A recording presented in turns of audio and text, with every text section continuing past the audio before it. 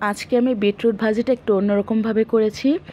এখানে আপনারা দেখতে পাচ্ছেন যে ভাজিটা, এটা হচ্ছে পুঁইশাকের ফল দিয়া বিটরুট দিয়ে আমি ভাজি করেছিলাম।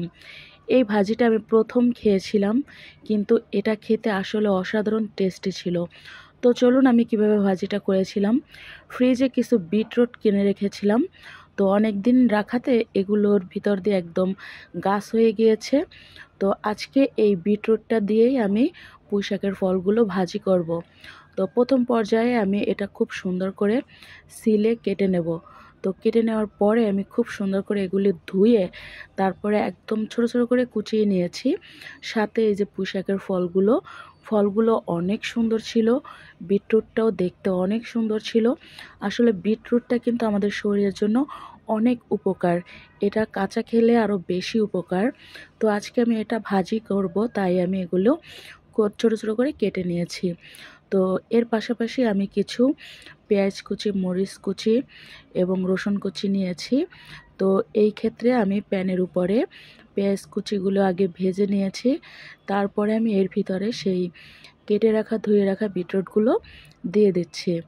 তো বিটরুটগুলো কিন্তু খুব তাড়াতাড়ি সিদ্ধ হয়ে যাবে। তো এর ভিতরে আমি অল্প করে একটু পানি দিয়ে দিয়েছিলাম।